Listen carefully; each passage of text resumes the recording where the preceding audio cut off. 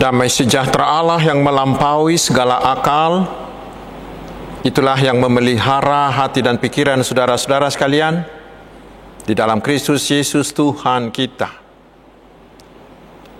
Amin. Selamat hari Minggu saudaraku, bagaimana kabar? Saya berharap semuanya kita dalam keadaan sehat.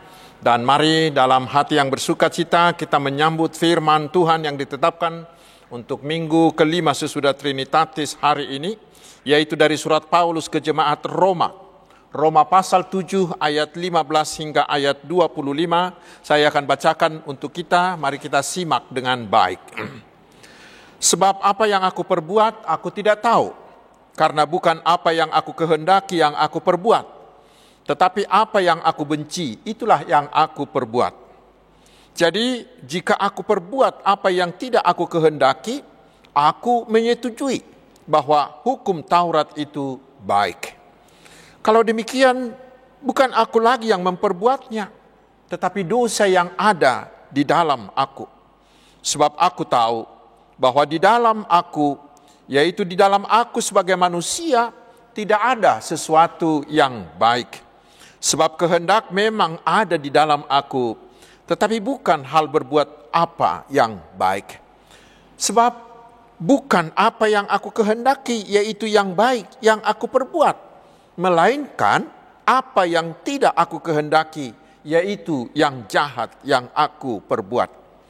Jadi jika aku berbuat apa yang tidak aku kehendaki, maka bukan lagi aku yang memperbuatnya, tetapi dosa yang diam di dalam aku. Demikianlah aku dapati hukum ini. Jika aku menghendaki berbuat apa yang baik, yang jahat itu ada padaku. Sebab di dalam batinku aku suka akan hukum Allah. Tetapi di dalam anggota-anggota tubuhku, aku melihat hukum lain yang berjuang melawan hukum akal budiku dan membuat aku menjadi tawanan hukum dosa yang ada di dalam anggota-anggota tubuhku. Aku manusia celaka. Siapakah yang akan melepaskan aku dari tubuh maut ini? Syukur kepada Allah oleh Yesus Kristus Tuhan kita. Demikian firman Tuhan. Saudara-saudaraku yang dikasihi Tuhan Yesus Kristus, mungkin kita semuanya pernah mengalami pergumulan batin tentang firman Tuhan. Mengapa Tuhan memperbolehkan orang-orang jahat ini hidup makmur? Apakah Tuhan itu benar-benar ada? Dan lain-lain. Itu juga lah yang dialami oleh Paulus dalam perikop ini yang memang agak rumit. Karena kita lihat seolah dalam diri Paulus itu ada dua kepribadian yang saling bertolak belakang. Di ayat 16 dia mengatakan, aku perbuat apa yang tidak aku kehendaki. Dan di ayat 19 dia berkata, bukan apa yang aku kehendaki, yaitu yang baik, yang aku perbuat. Melainkan apa yang tidak aku kehendaki, yaitu yang jahat, yang aku perbuat. Dan di ayat 20 lagi dia katakan lagi, jadi jika aku berbuat apa yang tidak aku kehendaki, maka bukan lagi aku yang memperbuatnya, tetapi dosa yang ada di dalam aku. Dalam perikop ini Paulus benar-benar jujur mengakui bahwa dia mengalami pergumulan rohani. Saudaraku, walaupun perikop ini agak rumit, tetapi mari kita mencoba memahami apa sebenarnya pergumulan rohaninya si Paulus ini. Paulus mengatakan, setelah kita sudah percaya dan menerima Tuhan Yesus, maka kontrak kita dengan dosa itu sudah selesai dan kita terikat kontrak dengan Tuhan Yesus. Tetapi tentang hukum Taurat, Paulus katakan di ayat 4, bahwa setelah kita dibaptis dalam nama Tuhan Yesus Kristus, kita menjadi satu dengan Tuhan Yesus dan kita telah mati terhadap hukum Taurat. Sehingga kita tidak lagi terikat kepada hukum Taurat, tetapi kita terikat kepada Tuhan Yesus. Karena itu kita tidak lagi taat, tidak lagi tunduk kepada hukum Taurat, tetapi kita hanya tunduk kepada Tuhan Yesus saja. Lalu Paulus melanjutkan di ayat 5. Bahwa ketika kita belum percaya kepada Tuhan Yesus, hidup kita ini seluruhnya diatur oleh daging yang dikuasai oleh dosa, yang dikomando oleh si iblis. Dan ketika itulah hukum Taurat itu terus berusaha merangsang, terus berusaha menggoda kita untuk melakukan dosa. Tetapi sesudah kita percaya kepada Tuhan Yesus, maka kasih Tuhan Yesuslah, anugerah Tuhan Yesuslah yang mengendalikan hidup kita. Tetapi saudaraku, disitulah terjadi paradoksnya. Karena di satu pihak Paulus sangat yakin, seperti dikatakannya di ayat 12, bahwa hukum Taurat itu adalah kudus, adalah benar, adalah baik. Hukum Taurat itu mengatur semua hubungan manusia dengan sesamanya manusia dan hubungan manusia dengan Allahnya. Bila kita benar-benar bisa melakukan hukum Taurat, maka pasti hubungan kita dengan Allah dan hubungan kita dengan sesama manusia pasti baik. Dan kita akan melakukan hal-hal yang benar. Itu di satu pihak. Tetapi di pihak lain, seperti dia katakan di ayat 7 hingga ayat 9, justru melalui hukum Taurat itulah kita menjadi mengenal dan sering tergoda untuk melakukan dosa. Sehingga dosa itu menjadi hidup, bahkan menjadi berkuasa dalam diri kita. Saudara-saudaraku, memang agak rumit ya. Tetapi apa sebenarnya yang mau Paulus katakan di sini? Untuk mempermudahnya, mari kita bikin analoginya. Sebelum virus COVID-19 datang, kita bebas tanpa menggunakan masker, bukan? Bila kita tidak menggunakan masker pada waktu itu, maka kita tidak bersalah. Tidak ada larangan, tidak ada keharusan untuk menggunakan masker pada waktu itu. Tetapi ketika COVID-19 itu mengganas, kita diwajibkan menggunakan masker. Dan bila kita tidak menggunakannya, maka kita bersalah. Kita dihukum. Demikian halnya dengan hukum Taurat, kata Paulus di sini.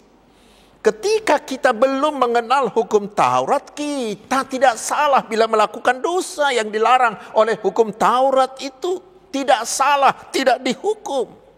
Tetapi sesudah kita mengenal hukum Taurat, bila kita mengenal hukum Taurat itu, bila kita melanggar hukum Taurat itu, maka kita menjadi berdosa dan kita harus dihukum.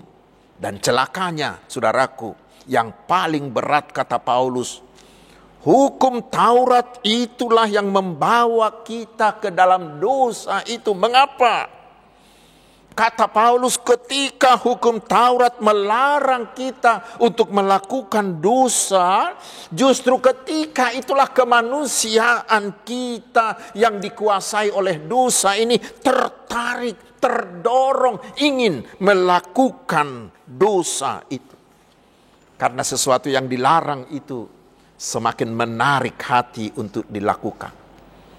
Karena itulah Paulus mengatakan hukum Taurat itu mendatangkan kematian.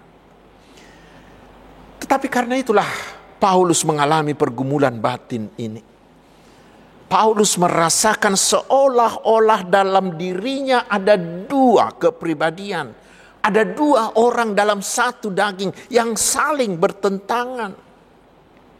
Paulus tahu bahwa dia harus melakukan yang baik, harus melakukan yang benar, dia harus menjauhkan dosa.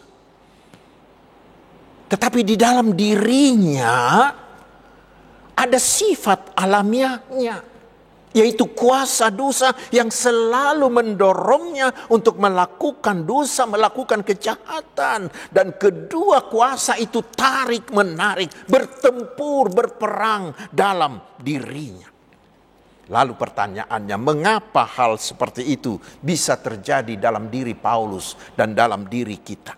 Saudaraku, semuanya itu terjadi karena Paulus bergumul dengan dosanya. Tetapi bukan berarti Paulus sedang melakukan dosa besar, sama sekali tidak. Penafsir bernama J.I. Packer mengatakan, Paulus bergumul dengan dosa bukan karena ia orang berdosa, melainkan karena ia sudah dikuduskan oleh Allah. Kita tahu dosa itu membuat kita menjadi mati rasa. Artinya orang yang berdosa itu adalah orang yang selalu melakukan dosa, tetapi dia tidak pernah merasa, tidak pernah menyadari itu sebagai dosa. Dia mati rasa. Itulah orang berdosa. Tetapi ketika kita sudah percaya kepada Tuhan Yesus, kita diubahkan menjadi manusia baru. 2 Korintus 5 ayat 17. Sehingga kita sangat sensitif dan sangat tidak suka melakukan dosa. Tetapi saudaraku, kita masih hidup dalam daging. Kita masih hidup dalam manusia lama kita yang masih berdosa ini. Disitulah terjadi peperangan itu. Keduanya yaitu manusia lama kita dan manusia baru kita tarik-menarik ke arah yang berlawanan. Mereka bertempur untuk menguasai hidup kita. Manusia baru kita menarik kita agar melakukan kehendak Allah. Tetapi manusia berdosa kita terus berusaha menarik kita untuk melakukan dosa. Karena itu terjadilah apa yang dikatakan Paulus dalam nas tadi. Kita ingin melakukan kehendak Allah, tetapi kita juga ditarik untuk melakukan dosa. Disitulah pergumulan batin itu. Di satu pihak begitu kuatnya keinginan roh Paulus untuk hidup saleh, melakukan yang baik.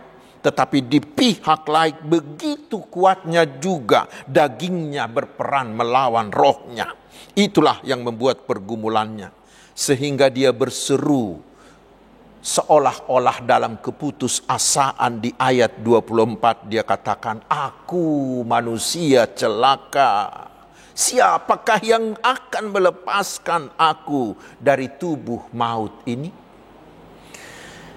Tetapi saudaraku, untunglah Paulus segera mendapat jawaban untuk pergumulan batinnya itu. Karena di ayat 25 Paulus mengatakan, syukur kepada Allah oleh Yesus Kristus Tuhan kita. Saudaraku, dengan kalimat ini Paulus mau mengatakan bahwa bukanlah hukum Taurat, bukanlah hal lain yang bisa memenangkan kita dalam peperangan kedua kuasa tadi. Tetapi yang bisa memenangkan kita hanya satu, yaitu Tuhan Yesus yang telah mengalahkan kuasa dosa itu melalui kebangkitannya. Saudara-saudaraku yang dikasihi Tuhan Yesus Kristus, hal seperti yang dialami oleh Paulus ini juga pasti dialami oleh semua orang Kristen yang benar-benar mau setia mengikuti Yesus. Kedua kuasa tadi terus berperang dalam diri kita.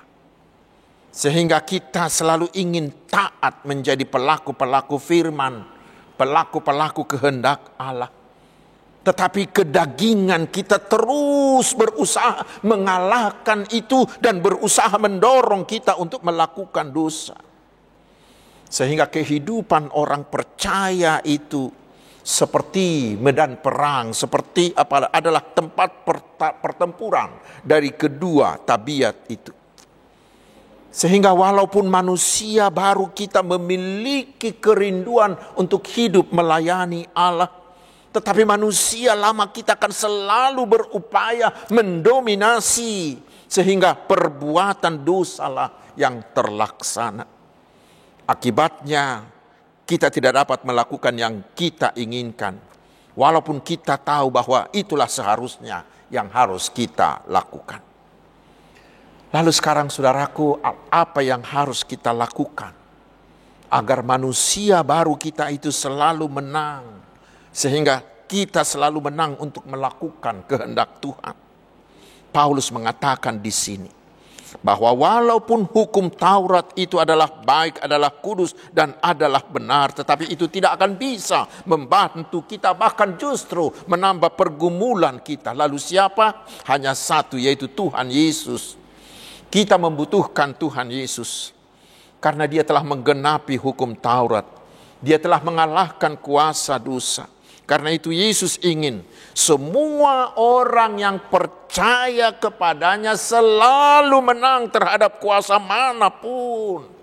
Bila kita mau mengandalkan kuasa Yesus itu, maka Dia pasti akan membantu kita memenangkan pergumulan itu. Mungkin saudara-saudaraku yang sudah berusia lanjut sama atau di atas usia saya, kita mungkin dulu waktu kita masih remaja, kita pernah membaca buku kecil namanya Rohani Jolma, Hati Manusia. Isinya seperti pergumulan batin Paulus ini. Di buku itu dikatakan bahwa dalam hati kita ini ada satu takhta kerajaan. Tetapi di sampingnya berdiri dua kekuatan. Kekuatan yang pertama adalah kekuatan si iblis. Dan kekuatan yang kedua adalah kuasa Tuhan Yesus. Dan kedua kuasa itu terus berperang memperebutkan takhta yang satu itu. Lalu siapa yang menang? Ini persoalan. Siapa yang menang? Dikatakan yang menang itu bergantung pada pemilik hati itu. Yang menang adalah bergantung